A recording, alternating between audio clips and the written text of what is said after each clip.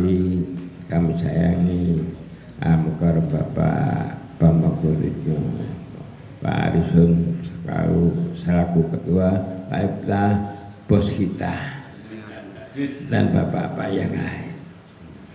Sungguh sangat berharga apa yang disampaikan oleh Al-Mukarram,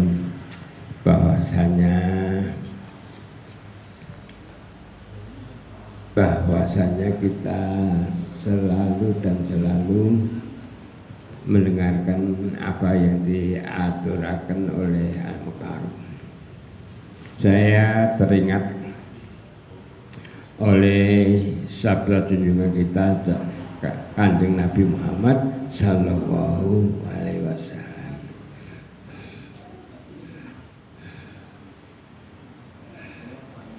Saya itu kok mendengar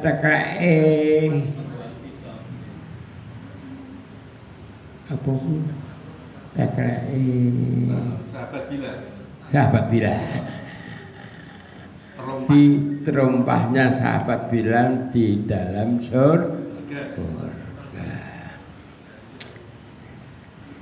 Nah, terus Kanjeng Nabi takok Bilal, taklekmu kok terdengar di sini itu apa yang engkau kerjakan? Saya senantiasa lawamke wudu. Apa itu? Lawamke wudu. Ketika mendengar azan saya selalu wudu.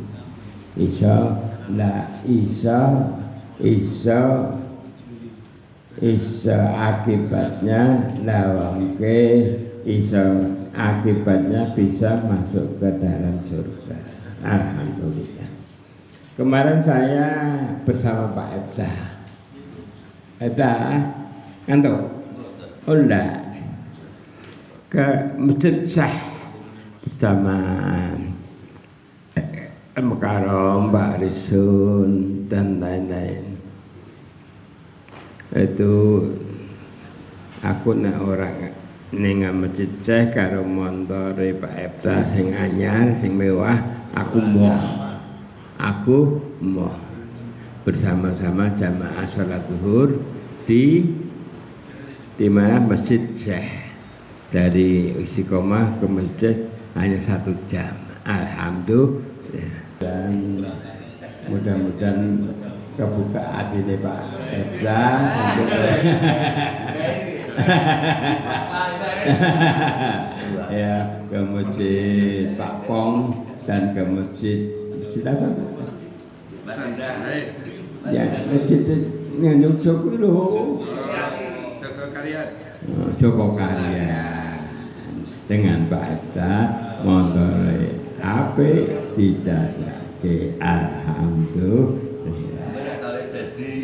Lagu nak tahu tadi dah, tadi ni tadi. Pokoknya boleh tadi, nabi tadi, ada Pak Ebda biringkan dengan sate Pak Pong dan masjid Joko Karyan. Sekian, wabillahi taufiq wal hidayah walaupun Assalamualaikum warahmatullahi wabarakatuh.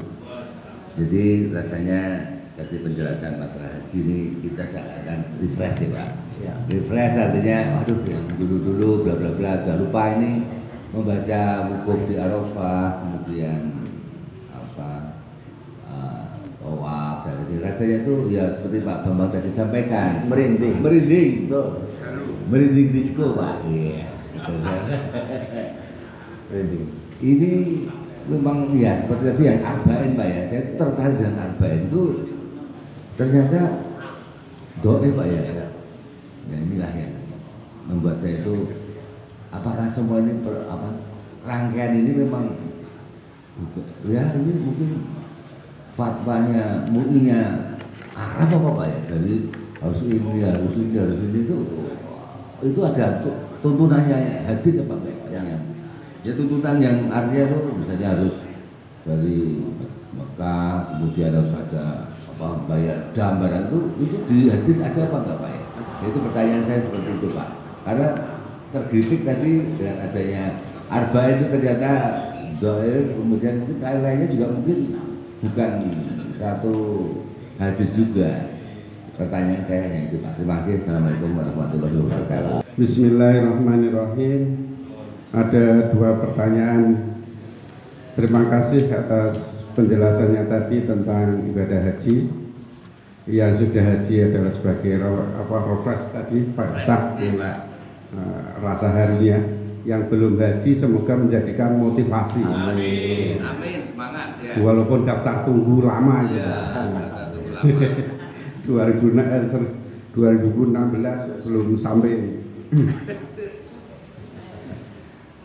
Yang saya tanyakan tentang saat wukuf di Arafah, hubungannya dengan amalan yang ada di tanah air. Apakah itu ada selain puasa, tarwiyah dan Arafah, itu adakah amalan yang pas saat itu wukuf? Gitu. Amalan yang misalnya ba'da asar di sini mujahadah, ba'da maghrib kita mujahadah lagi, terus kita banyak sedekah seperti itu, hal-hal seperti itu. Seandainya itu pun dhaif, apabila menambah ketakwaan maka tidak salah kalau kita praktekkan. Wong kita sudah diajari daripada Bapak Ustadz tentang adalah adab itu kan lebih daripada dhaif. Belum masuk dalam hadis, itu pun harus kita laksanakan. Maksud saya, kalau toh itu dhaif kita nambah amal, apa salahnya daripada kita ngamalkan yang soheh tapi menjauhkan dari bertetangga. Kan ada amalan hadis soheh tapi menjauhkan daripada hubungan bertetangga, itu ada amalan seperti itu. Itu juga perlu kita istilahnya mana yang nominatornya, nominasinya. Itu yang saya tanyakan adalah amalan itu, dan apabila hati dhaif soheh itu kita, apakah itu nanti penjelasannya monggo. Wassalamualaikum warahmatullahi wabarakatuh. Mau tanya soal hukumnya ketika kita sudah berniat haji dan berada di sana, ternyata ada beberapa teman haji yang ngajak piknik gitu. Piknik itu ke Gua Hiro atau ke Jabal Rahmah, karena ada beberapa teman itu yang tahu dalilnya dan mengutarakan sebaiknya jangan. Kalau kita haji, kalau suatu saat umroh, berangkat diniati umroh boleh. Nah itu bagaimana tingkat ketidakbolehannya Pak? Terima kasih. Assalamualaikum warahmatullahi wabarakatuh. Waalaikumsalam warahmatullahi wabarakatuh. Terkait dengan sholat yang hadis dhaif tadi di Madinah Arba'in, itu info yang saya dengar memang program pemerintah begitu. Ini terkait juga dengan ekonomi jadi perhotelan dan sebagainya, sehingga dilestarikan walaupun dhaif. Namun kita berpikirnya gini saja, bahwa kita hendaknya memaksimalkan ibadah, jangan mikir pahala piro dan sebagainya. Ada kesempatan udah bisa ke sana, ya maksimalkan sebaik-baiknya gitu. Dan jangan stres apabila inginnya meraih pahala yang sekian arba'in tadi, tapi misalnya wanita terus mens dan sebagainya, atau bapak sakit, nggak usah stres. Kita bikinnya itu dhaif gitu. Jadi itu saya kira sesuatu yang bijak. Kemudian mungkin ini Pak, seseorang itu kalau mau haji, menjenguk, mengantarkan orang yang mau haji, itu mungkin apakah ada semacam apa namanya, doa-doa yang diajarkan oleh Rasulullah. Haji ini menghantarkan doa yang mau berangkat haji. Mungkin adakah yang disarankan Rasulullah menghantarkan dengan doa apa? Bagi yang sudah haji kan sudah dibekali, pulang haji kan sudah dibekali mendoakan yang berkunjung. Tapi kami yang mau menghantarkan itu sebaiknya mendoakan bagaimana? Terima kasih. Wassalamualaikum warahmatullahi wabarakatuh. Alhamdulillah kita mendapat pencerahan tentang haji. Perkenankan kami menyampaikan mengenai haji ini. Pertama memang kita niat kita noto niat, tidak hanya niat saja, ditoto niatnya benar-benar lillahi ta'ala sebagaimana tadi sudah disampaikan, walillahi ala nasi hijjul baiti man istata'a ilaihi sabila, benar-benar niat lillahi ta'ala. Ini benar-benar niat lillahi ta'ala, jangan sampai aku ben haji nggo gagah-gagahan, ben dianggap wong sugih, ben diundang Pak Kaji Bu Kaji lah, ini nun saya hilangkan seperti itu. Jadi kan niat lillahi ta'ala benar-benar. Kemudian setelah niat kan ada ragat. Nah, ragat ini pada saat sekarang ada dana talangan dan lain sebagainya, monggo. Yang penting kita terjangkau mampu. Aja dimampok-mampok kalau memang belum mampu. Dalam hal ini mampu kesehatannya, mampu keuangannya. Kemudian yang ketiga itu memang kita harus limpatnya belajar mengenai tentang haji ini. Wa tazawwadu fa inna khairaz zadi taqwa. Jadi benar-benar bekal, sebaik-baik bekal itu ketakwaan. Jadi kalau kita sudah niat ditoto, takwa kita himpun, kita pertingkatkan, kita jaga ketakwaan kita. Inilah benar kita jaga. Mohon maaf. Wassalamualaikum warahmatullahi wabarakatuh. Hurufi Mbak Endang. Udah ini? Baik. Kalau enggak ada pertanyaan. Jadi apa yang dilakukan oleh haji itu sebenarnya program napak tilas, Pak. Napak tilas. Jadi napak tilas itu urutannya ya seperti napak tilas. Ya. Pertama Nabi Ibrahim menyembelih, kemudian digoda, ya, digoda oleh setan, dan ada 3 setan di situ, maka ada 3 wusta, ula. Nah itu 3 itu yang disebut dengan godaan. Kemudian wukuf itu bagian dari doa Nabi Ibrahim alaihissalam, karena goda-goda setan yang begitu kerasnya sehingga disitulah dia diberi ilham untuk bermunajat pada Allah di padang wukuf yang begitu luasnya itu ya, padang Arafah. Kemudian saya pikir sa'i kemudian tawaf itu bagian dari peristiwa ketika mencari air nggak dapat ya, itu sejarah-sejarah itu adalah yang harus dilakukan oleh program haji. Itu hanya terjadi 3 hari ya, tanggal 9, 10, 11, 12 tadi itu aja. Jadi sisanya sekaligus jawab itu Mas Catur, segala aktivitas di luar haji yang wajib, yang rukun tadi itu bebas, kita mau wisata bebas, kemana saja bebas. Hanya ada beberapa persyaratan, jangan sampai yang sunah-sunah itu menyita waktu, menyita energi, sehingga lemah, lelah, lesu, kemudian nggak bisa menjalankan ibadah haji. Itu bahaya di situ itu. Banyak yang terforsir naik ke Gua Hira, ya, ke Jabal Rahmah naik, kecapean dia, sehingga ketika tawaf sudah loyo, nggak mampu. Ya. Sa'i itu juga berat, Pak. Dari Safa Marwah itu juga berat. Ya. Lempar jumroh itu rebut-rebutan juga berat.